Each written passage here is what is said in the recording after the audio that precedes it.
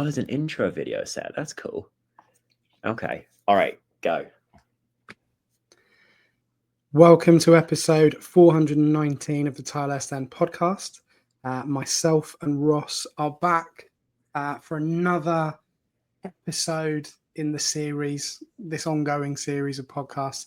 And the club has officially been sold. This is the first one we've done with official confirmation, officially, that the official club has been officially sold to Rob and Todd.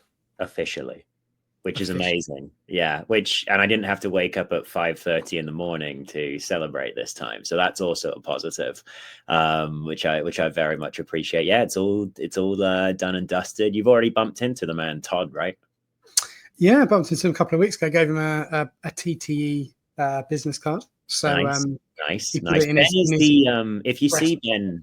Sorry, I was just going to say, if you see Ben at the Whitley Bar, which I know it's going to be a little while now, or the Purple Turtle or wherever he hangs out, I don't know, or his job, ask him for a business card, because he's the one who really carries them around. Sim and I are rubbish. I mean, who am I going to give them to anyway? But you're the one who's actually putting in the work in Royal Berkshire.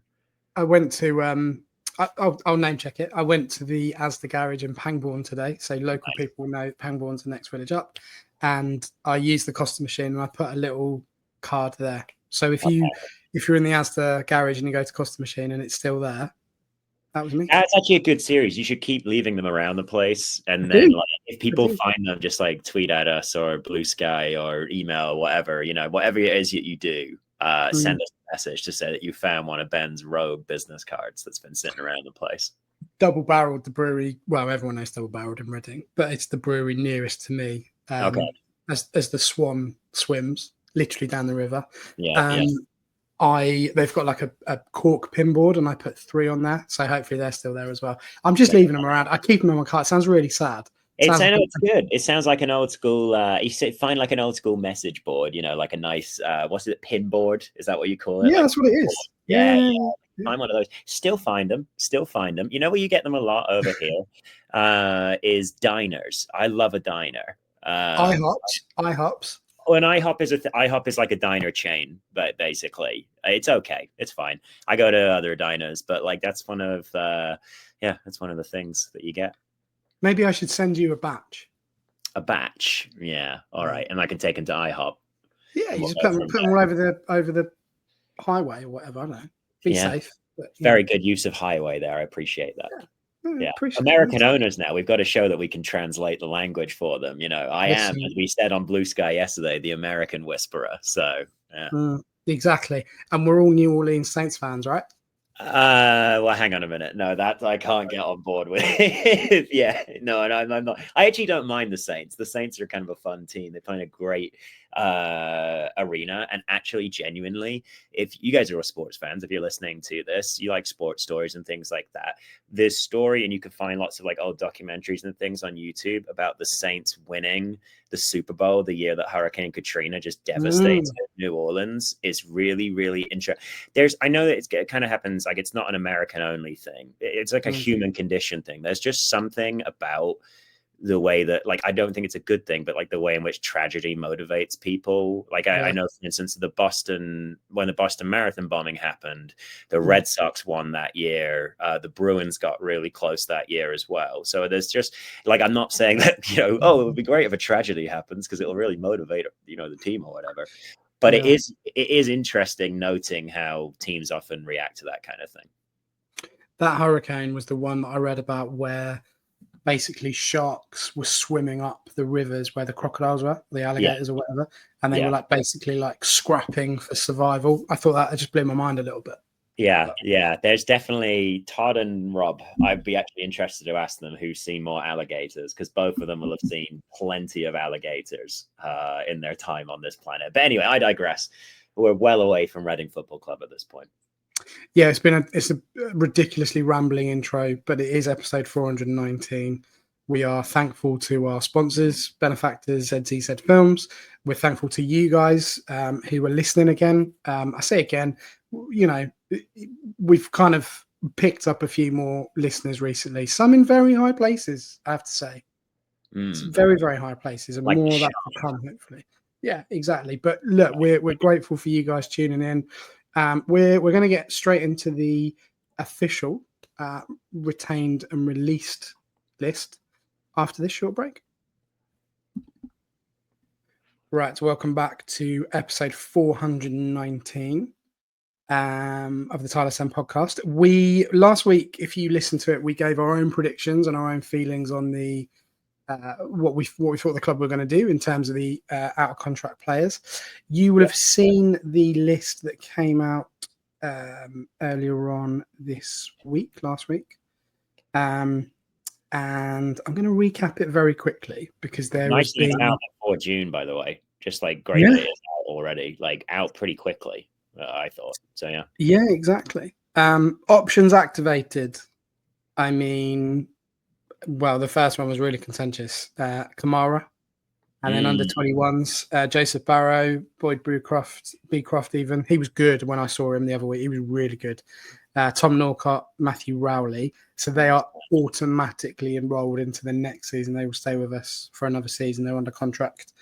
Contract offered. First team players, Michael Craig, Jarrell Dorset, Long Kelvin, Kanu, Mbenge, Joel Pereira, Rashisha. He caused a bit of a rupture in terms of people questioning that one. Michael Stickland, Basil Tuma. It's Tuma season now. All in on Basil Tuma next year.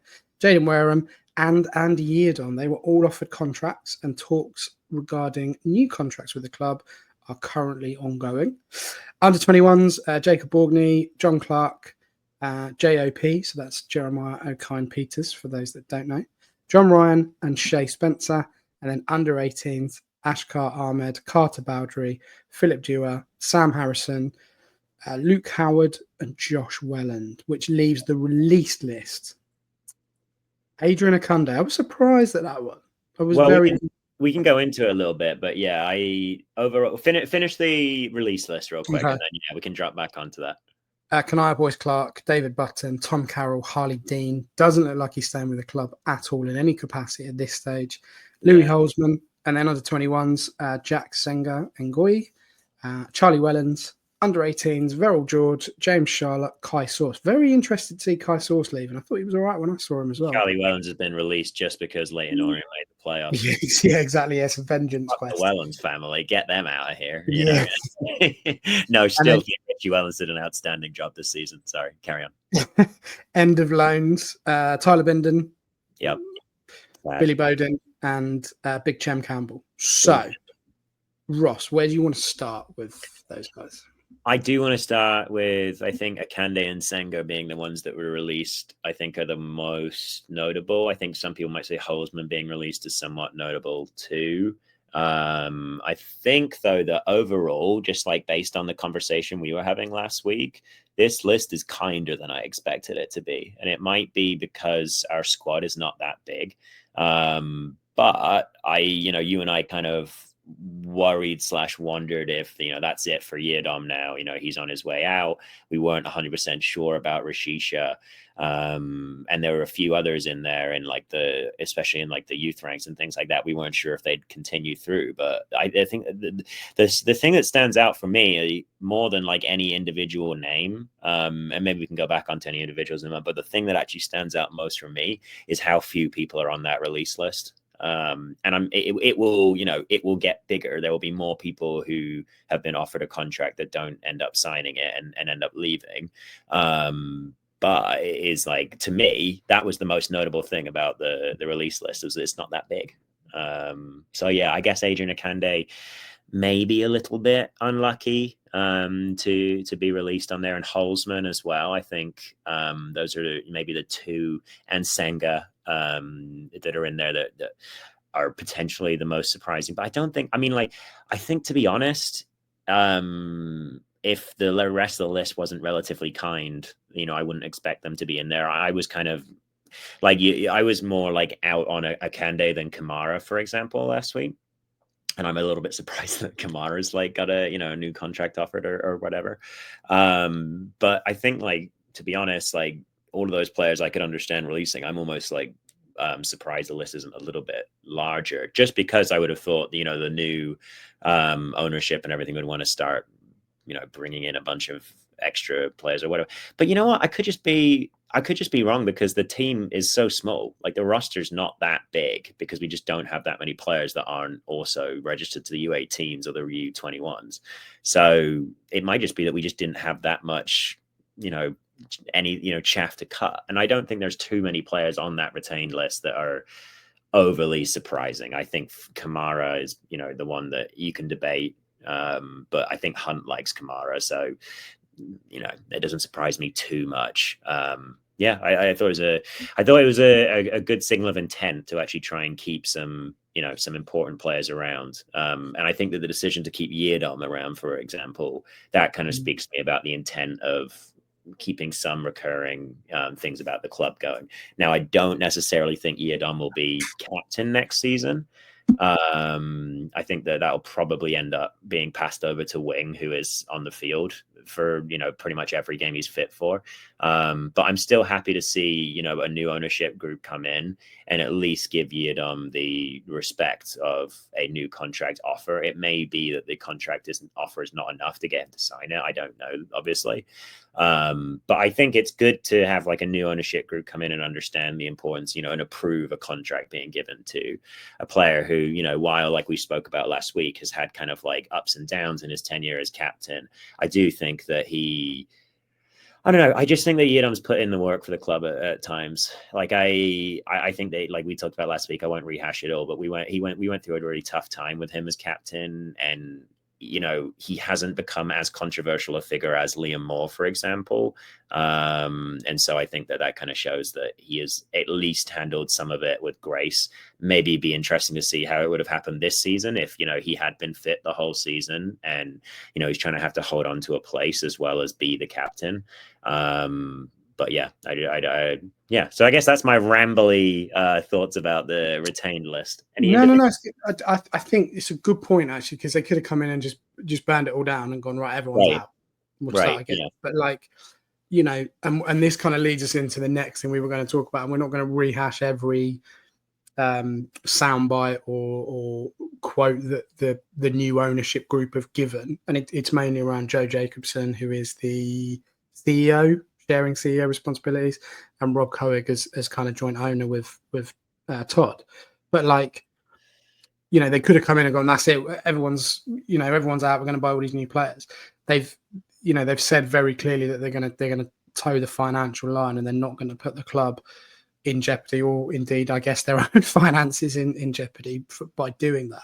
And I think that makes sense. There wasn't, as we've said time and again this season, there hasn't been too much wrong with the team other than there's been no depth. Of course, there's been games where we haven't played well, players haven't played well at times, but the bulk of the team overall has performed pretty well. So it doesn't make sense to just rip it up and start again. We were this close, 3 points to get in the playoffs over Leyton Orient. So, it's an interesting statement of intent without actually doing anything drastic. And I think what will be quite interesting as we head into June, because there is obviously a deadline for signing contracts before they become a free agent. Is it the 1st of June, or is it? I don't know. I thought it was the 30th of June. So they had a while. Yeah, they still, which is part of why I was saying, I'm actually kind of impressed they got this done.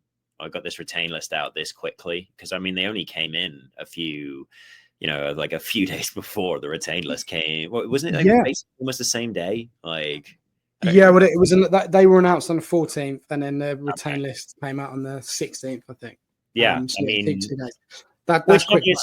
Obviously, the recruitment department and the first team coaching staff would have a huge part to play in that. So they probably had it ready to go when he arrived, but they have to still take it to him, get it approved and all that kind of stuff. And to me, it getting done that quickly, Cohig maybe has been looking at it already over the last couple of weeks or whatever, but it shows trust in the coaching staff, I think, to get that out quite so quickly. Because as some people were saying online, you can't really start your summer business until that retain list is out. Done nice and quick. Certainly when Sellers came in, he didn't really have an opportunity to mould the squad A, because there was no money, but B, because that list came out so late.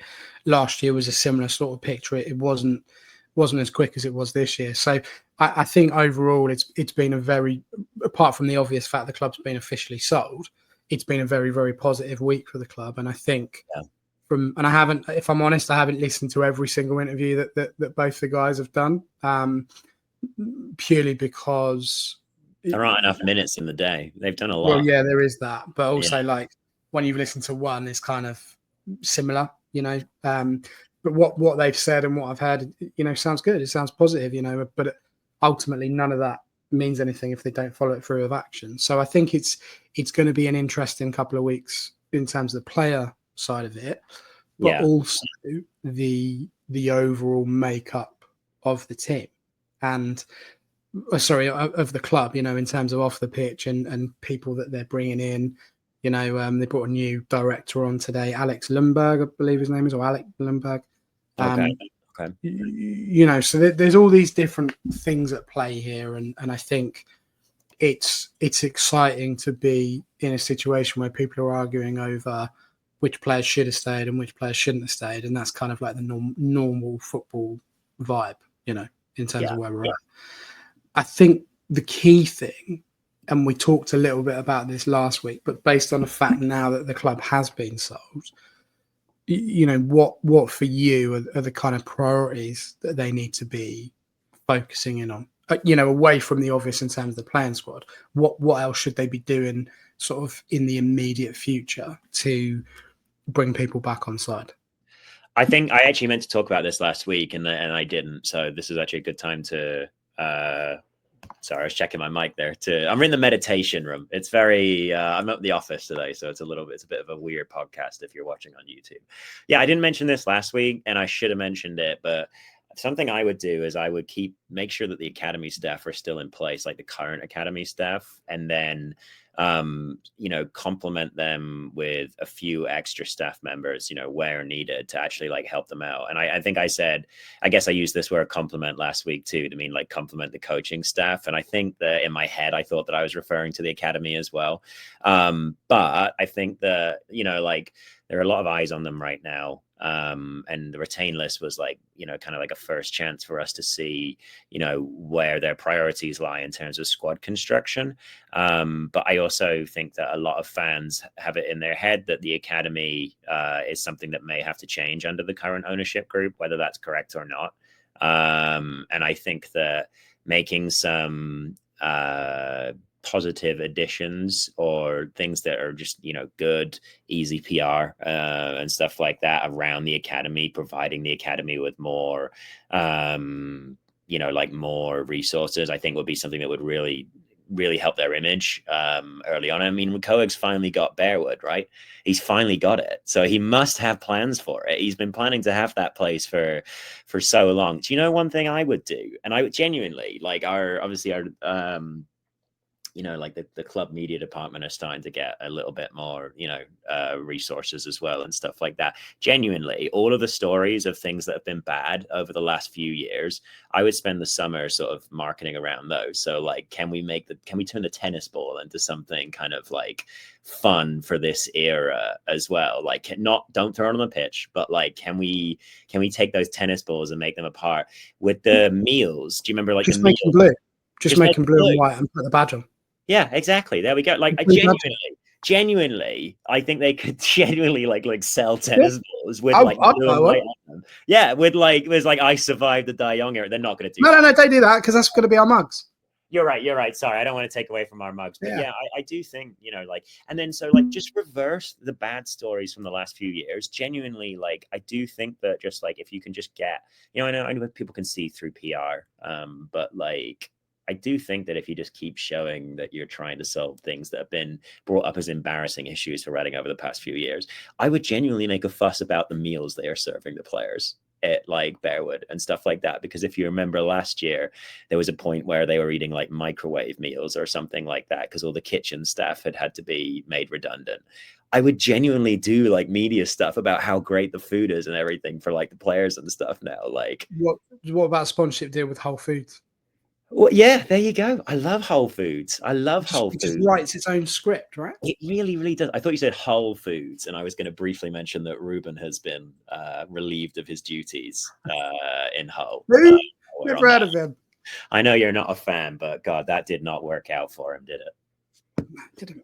No. So yeah, look, I know that all sounded like very like silly PR marketing nonsense that people can see through, and I get that, but like I do think that I think my wider point is take the things that have been embarrassing for the club over the past few years and like take ownership of them, like make them your own. Like show the reverse, show what is happening now, show what is the change and why this is better. And I think that will go a long way. I think that getting out of the way of the academy staff and out of the way of Brian Carey and the scouting department and all that is the best thing they can do, as shown by the fact that our recruitment over the last 2 years has been better than it was for the previous like 10 years. So I would just they've proven they know how to recruit, get out of their way, focus on like solving the little club things, like the stadium manatees that need cleaning that we talked about last week, the big poles that come off the top of the stadium. If anyone, I love the fact people are looking for the pod, or they might have been and gone, right, well, Tyler said, what's this? Stadium manatees? What's that about? Yeah, stadium. Just two idiots talking nonsense and whatever. Yeah. You mentioned, by the way, that they picked up a few more listeners recently, which you're right. And we've always had like a really consistent group of you, which is just amazing. We really appreciate you guys listening to us. Yeah, we do. The Robbie Savage interview really popped off. Like that was actually the most popular episode of the season. More popular than Ruben, more popular than Noel. Anything like that. It's just remarkable. Yeah, he was great. Anyway, we've talked about that already. Yeah, we did. It was a good one. They're all good ones in a way. They've all got their own market in some respects. Yeah, they've all got their own market. Yeah, well, look, I mean, the only way is up now. Surely it's not all going to be, Pluth. I was going to say smooth sailing. Where am I getting Pluth from? Do you think we're going to get a Wrexham boost out of it now? Because that's the thing again. Like, I just said, like, it sounds ridiculous. Like I'm talking about marketing and like little like PR wins that you can get. But like Wrexham, like look at what they're doing through marketing as much as what they're doing through like, having the money and stuff like that. Like it is remarkable, like what they've been able to do in that regard. There's a lot you can do with that. It is. I think we have to say it, guys. I think part of Wrexham's appeal is that they have two very well-known celebrities running them. So I don't think, with all due respect to Rob and Todd, that they're going to be, on that level. And, I'm good with that. And I think we're probably potentially getting carried away with it. I think really the time to look at how well they've done is a year from now and just really say, look, what have we achieved in a year? What does the club look like? Almost park the on-pitch stuff. They've talked about wanting to improve the match day experience, which I think is a really good start, and I recently filled in, and as I'm sure a lot of other people did listen to this, the kind of end of season survey that the club put out, and it took me a while because I was, I was trying to be respectful of how well a lot of the employees have done in this period of time, because they have, and we've said that time and again, but also actually trying to suggest things that could easily be done, in my opinion, in terms of concrete stuff. So I think it's going to be interesting over the summer in terms of the. I'm actually wait. Can I stop you there? Because I'm actually interested in your thoughts on that. Like for you as someone who goes to the games like much more often than me, obviously. Like what do you want? And I'll just preempt with like I've recently, like I'm finally a season ticket holder at a football club again. And I've been going to games in Portland, which is awesome. And I love it. Like they're doing a great job. And being a season ticket holder is great because it gives you that little bit of freedom, knowing that you're going to be at every game, to like take a bit more time during the games to wander around, go and experience like what's going on. So what would you want, I guess, like added to the experience? I think one of the positives this season has definitely been the Purple Turtle stage. Again, I could be critical of the position, but like the last game was a bit of a one-off in terms of that many people watching it. But that's been done on very limited resources, so that's a real positive because it adds another dimension to it. And I think just like when you go anywhere else, you want options. You want to be able to go, do I go to this bar? Do I go to the hotel? Do I go to Jazz Cafe? Do I, stand in the fan zone and have a pint there or whatever and watch, whatever local band is on the stage, for example. Yeah. I think one of the kickers for me has always been the food offering. So when we had Blue Collar there, and kind of people like Anonymous and Veggievores and all those sorts of people, it made the whole match day a lot more exciting. So I wonder what I'm going to eat today. Like what, and food's always a big part of what I do. Like, I've been to NFL games in this country and obviously I was going to say abroad in America. And the big part of that was food. Like, it was like, wow, what options have we got here? So American food at games is expensive, but there's often really good options. There is, and it's the same with the stadium in terms of what the offering is there. In terms of what, the hot dogs have been fantastic, but they're generic hot dogs. There's nothing uniquely Reading about that. So I think the food is a huge part of it in terms of trying to bring a bit more money in, but also kind of improving the match day experience there. I think there needs to be a concrete link between what the community trust do on very limited resources on match days with what the club do and kind of making that a more regular thing. The family stand or the family area needs to look like a family finish stand. This up, and I'm going to jump off that because I have family ideas as well. But carry on. Like for me, the mascots need to be there every single game. So the three of them need to be at the game every single game. Yeah, because that's a big part of what the kids love. It kids love photos, getting signed stuff, messing around with them, whatever. Yes. But do you know what I mean? Like all those little things. Do you know? I was just going to jump in because I know exactly what you mean. Because I was really lucky at the Hearts game this weekend. I was on the pitch at halftime doing a Ben. Because I love that. It was great. It was actually super sweet. Like, I got to take my boys who I coach onto the field to play, the little minis game at halftime. And when I found them, like, they have this big fan section on one side where like the kids can go in. There's like a bunch of like football themed like bouncy castles and things like that. But like when I found like my boys, they were all playing with the mascot. They were all trying to teach the mascot like different words and things like that. And I see the mascots kind of a little bit silly, but like I'm like, oh yeah, if you're that age, like it works for you, like a mole Santa, So yeah, the other thing I'd like to see is we have this incredible academy. We now have these players playing in the Champions League who have been through our academy, and Elise and Gittins. Elise's made pretty much every Bundesliga team of the season, has been named player of the season in some circles in the Bundesliga.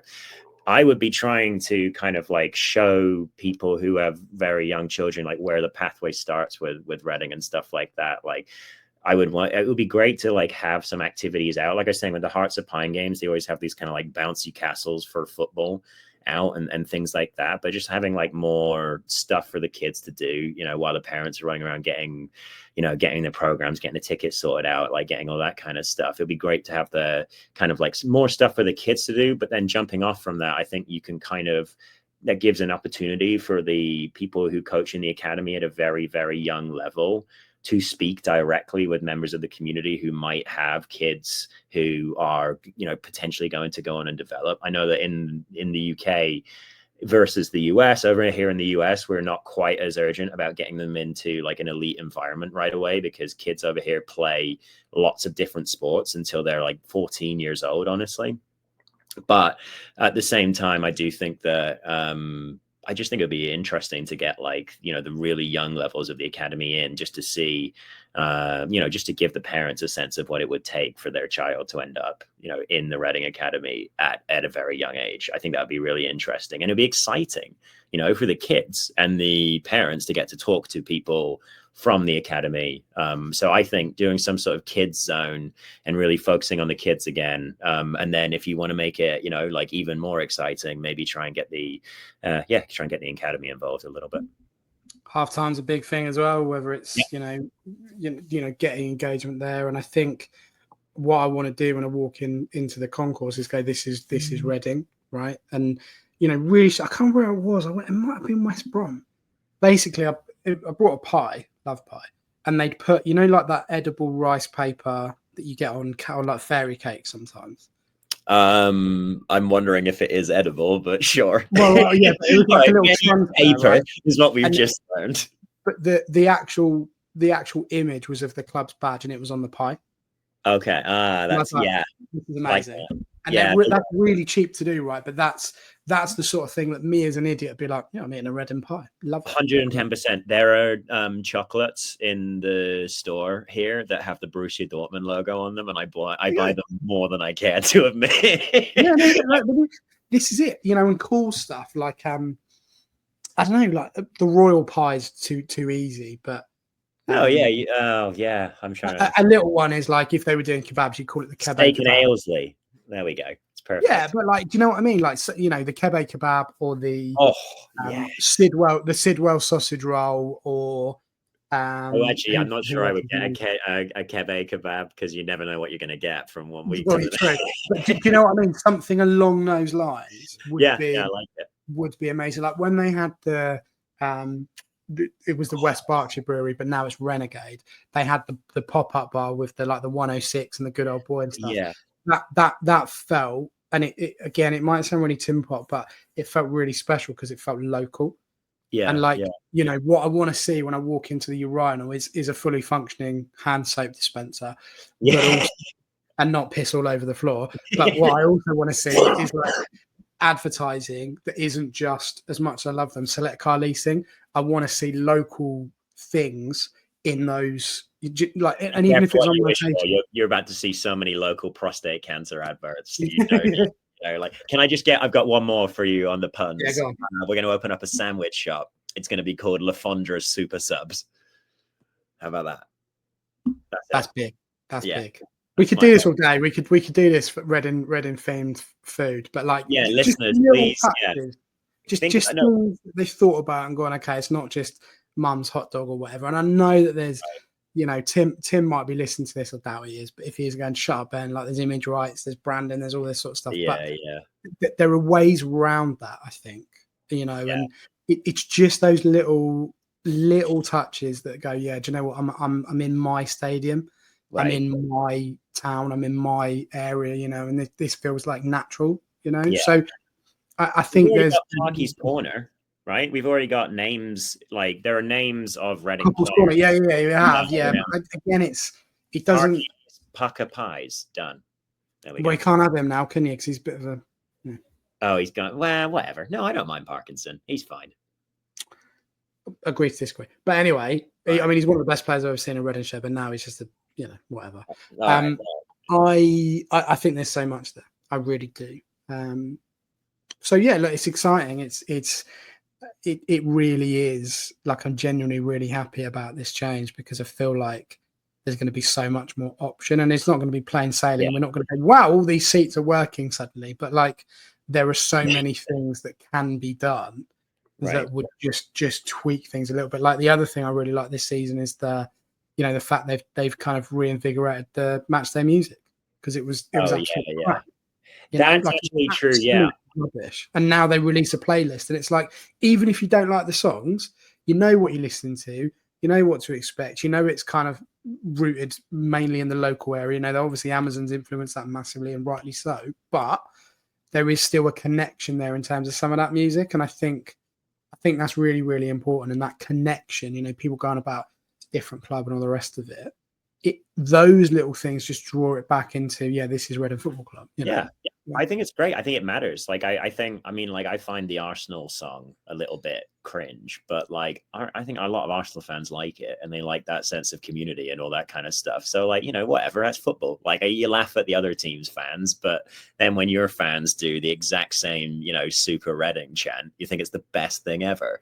So yeah. Yeah, it is exciting to be talking about off-pitch stuff, because we've said a bunch of times we want to talk to people off the pitch this summer and kind of really focus on what it is that people do behind the scenes at a football club that maybe isn't seen. Because it is I don't know, it's a huge organization, and I don't know if I've ever seen a football club that's got what most staff members think is an appropriate member of staff. It always seems like everyone who works in a football club is doing about 3 different jobs at once.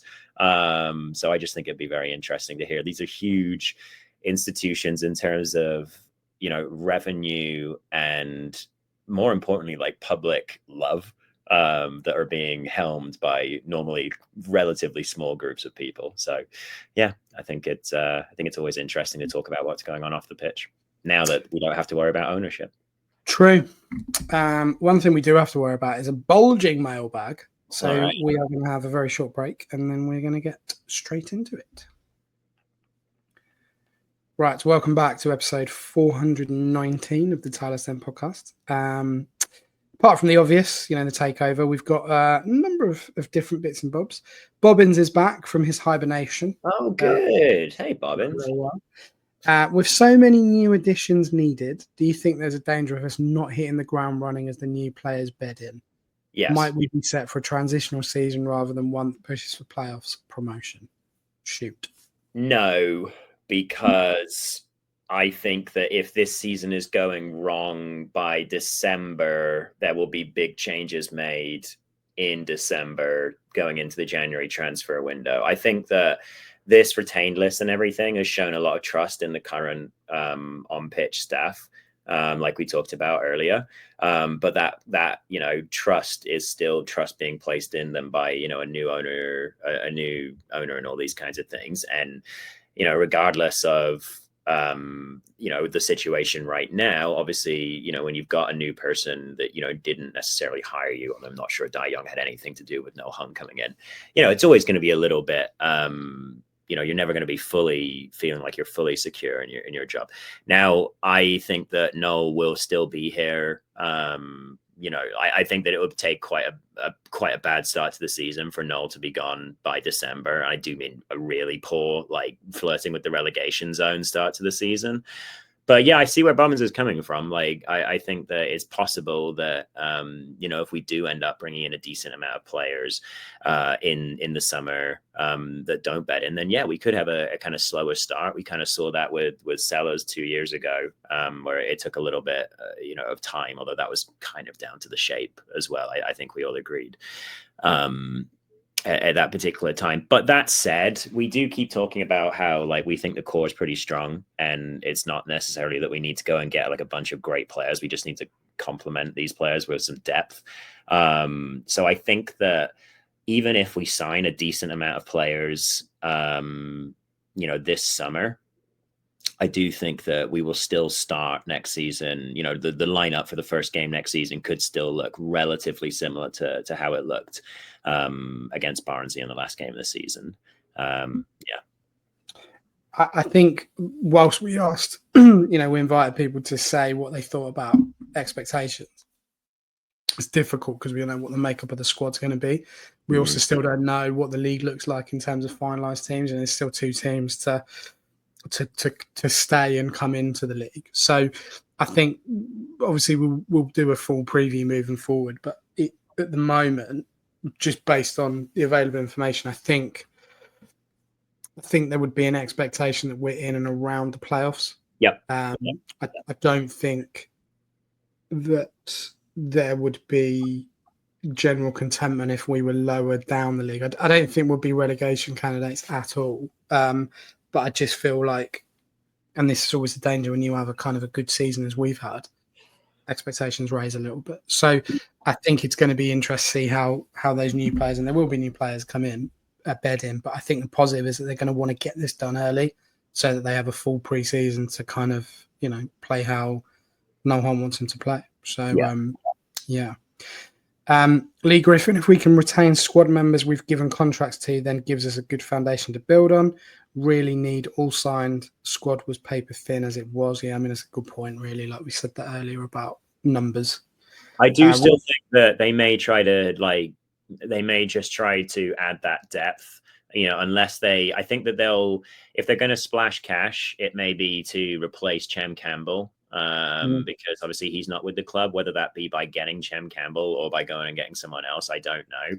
That would probably be the only place, and maybe striker, where I would expect them to splash some cash in the summer. Other than that, I kind of think it'll be more like bringing in like more serious depth that can actually fight, that can actually put pressure on every member of the starting lineup. And I wouldn't be surprised if we have a new player in the back four as well. When we start next season, well, obviously with Bindon on his way. I don't think Stickland's ready for 46 games, just yet. I wouldn't be surprised. I know that like clubs don't really do this that much anymore, so I could be completely wrong. But like I said, I wouldn't be super surprised if the goal this time is to complement what we have, build around the core, and then if it's really not working in December, then we start like bringing in a few extra players in January just to fill the void, and we go again next summer. I think that there's going to be a temptation to think, all right, let's get promoted like right away. I think for me, the goal is get promoted sometime in the next 3 years. I obviously had us down as going up this season, a little bit tongue in cheek, but also had a lot of belief in who we were as a club and as a squad. But that said, I totally see, like we were saying with Bobbins' point previously, that like it could take a little bit more time to gel this year. So yeah, I don't think too much disruption over the summer, and then maybe some stuff over January, but I could be wrong. Nice to be in a situation where we might be able to sign players in January as well, to be honest. Yeah, exactly. Know that you kind of whatever you start with in August is what you set until. We're not picking up free agent scraps from League Two and the League exactly One. Right.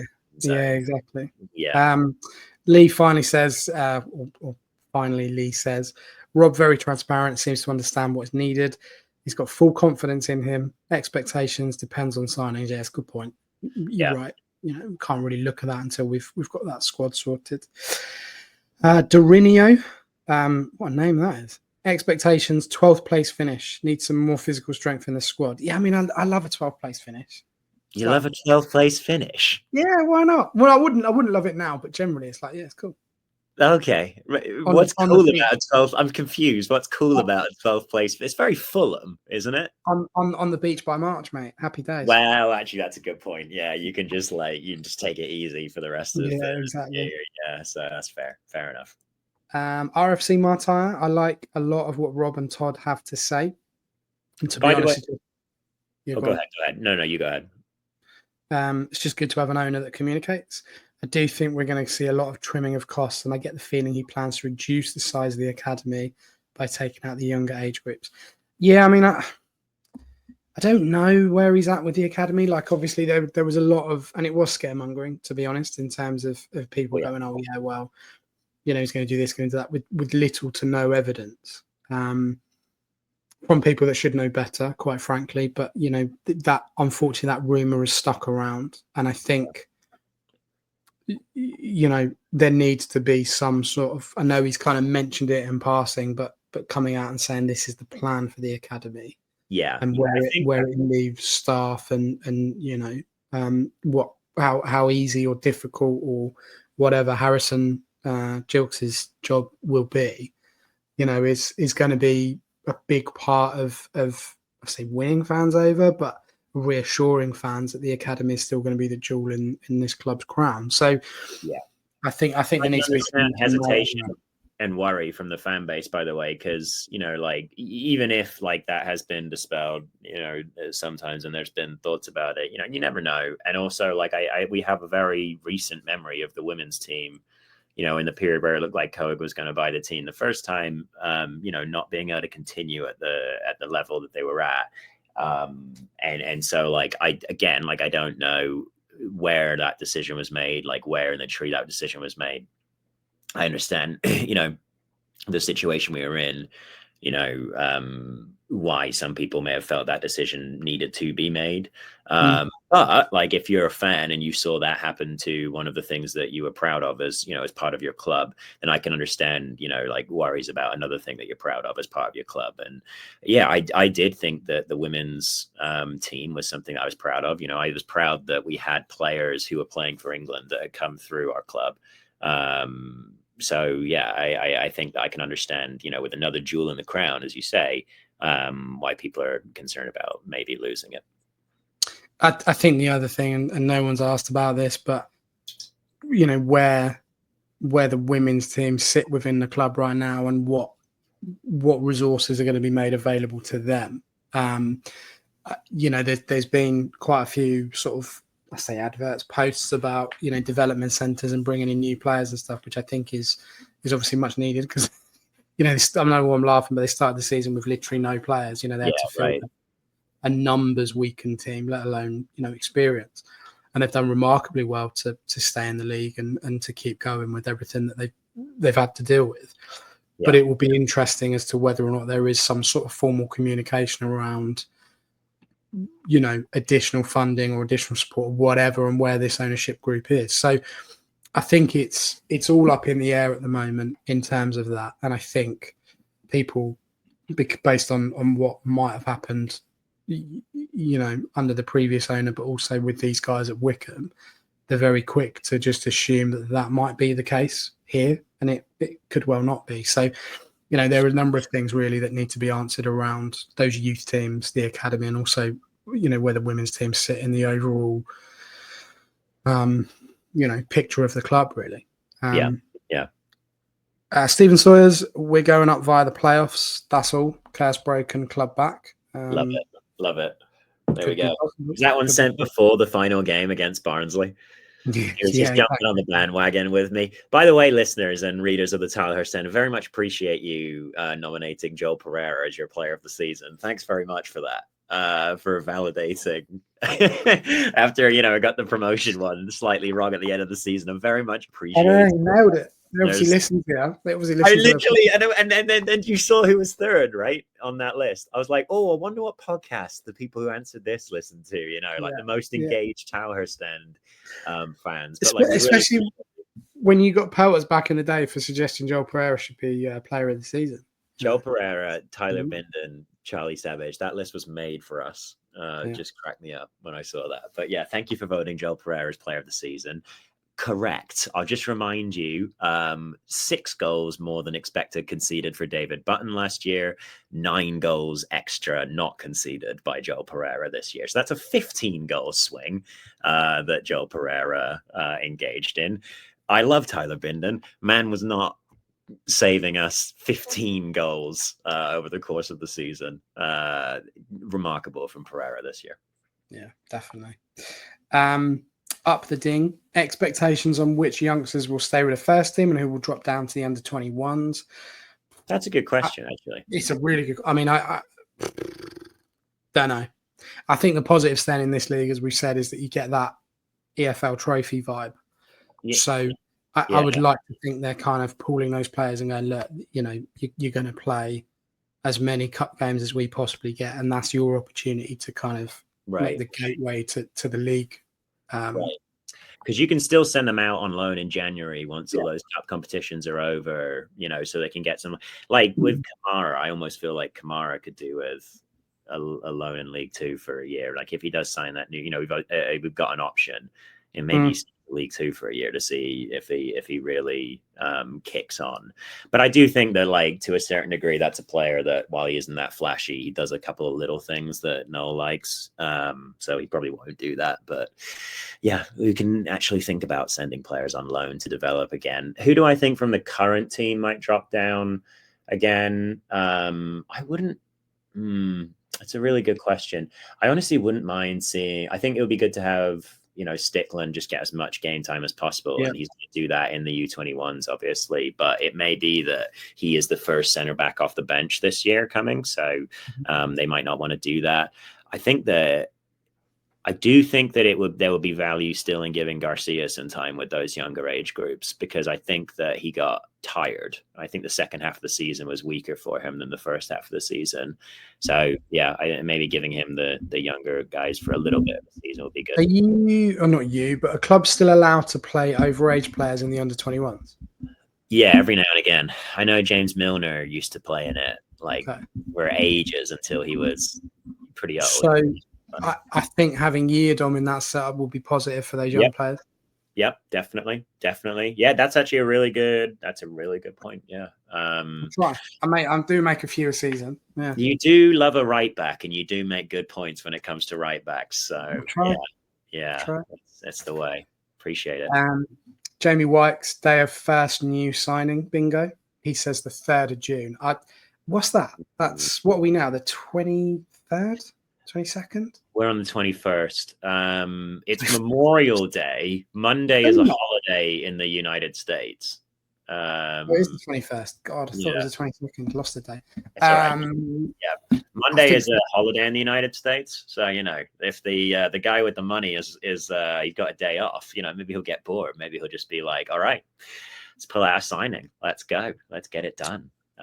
Yeah. I don't think. Well, I don't know, I might be wrong, but I don't think they'll make any signings until they know who's staying.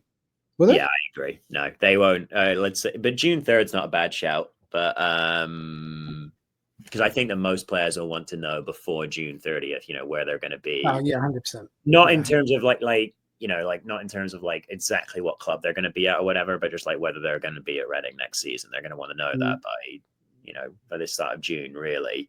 So they have that little bit of time to really search for a club while their contract runs down. So yeah, it's interesting. Mark, the retain list was as expected, although I was surprised about Yids being offered a new deal, but would love him to lead us to promotion. I love the openness of the new ownership and believe Joe Jacobson will be a great asset. Top 10 finish again. I think top 10 is reasonable, isn't it? I don't think that's... I think so. I think if you have another season, because the problem is it was a good season and we didn't get into the playoffs because the number that you needed was really high this year. So we could... we could feasibly have a worse season and make the playoffs next year. So it's tough. I do think top 10 would be fine if progression is being shown and if new players have come in and impressed. But yeah, like I say, for me, we want to be up and out of this league again in 3 seasons. And that's just like a 5-season. That's my 5-season timeline, basically, to get down, get up and get back out of League One. Because I do worry that once you go past that sort of 5-season thing with the less amount of money, the less amount of exposure, all these kinds of things, you end up in that. It took Portsmouth a long time to get out of the hole. It's taken Bolton a very long time to get out. Charlton is still down here. I'd rather be like a club, Plymouth, is that a good example? No, not really. I don't know, but I want to be up and out of the league in the next 3 years. Well, look, we'll see what happens. Normally we'd kind of fall straight into the preview. Nothing to preview. Nothing going there's on. nothing at the moment to preview. Now we haven't had any. What do you think is going to come first? Right. So here's a kind of a mini preview. Right. Yeah. What do I think is going to come first? Yeah, and you tell me what you think is going to come first. So, number 1, an actual signing of a human being. Yeah. Okay. Of a human being.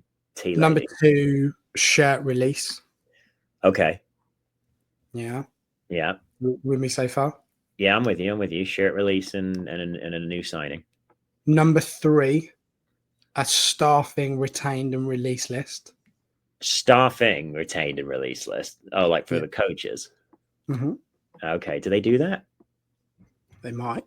Okay. Well, I mean, just generally, who's getting, Yeah. Okay. Yeah. All right. And number 4, Rob and Todd and maybe Joe giving an official interview through the club's media department. I was going to say season tickets, but we know that there's information being released. Well, today because you'll be listening. I was wondering where you have Pereira and Benge on that list more than anything, but I've forgotten the options now. Okay, so what's going to happen first? I retain list of coaches. I don't know if that even happens. I think just staff in general. Do you think it's possible? They go, oh yeah, this person's going, that person's going. Maybe. I guess I don't know. I guess I've never really seen that before. Screw the tea lady, she's out. Oh, this person who works in marketing, awful performance this year. Yeah. Oh yeah, the kit man renewed his contract. We've extended I don't know. There was something else we can ask as well. I can't remember. I think it will be. We know season tickets come out today, or information around that. I think it will be the kits because I think they are. The ownership group are very keen on marketing and branding and stuff. So I think the minute they get them out, there's more money through the door, right? Yeah, yeah. I mean, you want to get it right, and you want to get all your branding around it right. And like now the silly little like starting lineup graphics and all of those kinds of Yeah. things, they all have to be like tuned to like work with the kit and stuff like that. So it depends how far along they are with it, with all of that kind of fun marketing stuff. But yeah, I think that they will sign a player like in June, because I think that they know that that's a thing that like fans have been waiting for a very long time. So yeah, I would like to think that that will be pretty high up on the list. But honestly, like getting one of Pereira and Mbenge done and announcing that and making a big deal out of it, I wouldn't be surprised if that's like one of the first things they go for, because it's an easy win. Well, there you go. That is episode 419 of the Tilehurst podcast. Thank you very much to everybody for listening. It's coming in at just under a sweet, cool hour. Yes. So should keep you busy for the next hour. I appreciate you guys having a smaller podcast this week. I have to literally leave the meditation room right this second, and I'm going straight to coach a game. So straight from one game to another. Here we go. Is it like a proper? Is it a friendly or is it like a proper game? This is actually a rescheduled proper game that has had to become a friendly because of the rescheduling. It has been a terrible weather spring in Maine, unfortunately. So I've heard that you guys have snowing, is it? It's not still snowing. It's just raining, like just constantly. It's getting warm, but it's just raining. So it sucks. It's not what you want, but hey, what can you do? What can you do? Go Seacoast. Let's go. You have to roll with the punches. That's all you've got to do. We'll be back. Well, we will be back in some capacity next week. I want to do like a proper season review. Okay, we'll look at doing well, if what we've got planned doesn't come off for next week, then we'll do a season review. How about that? Yeah, that sounds good. That sounds good. We've submitted our own list of people we want to get on, so hopefully one of those will come off next week, and we'll go from there. Thank you very much, everybody, for listening. Hope you are enjoying the start of the off season, as Ross would say. Yes. Look after yourselves. Enjoy what you're doing, Ross, and you as well. We'll see you guys soon. Come on, you R's.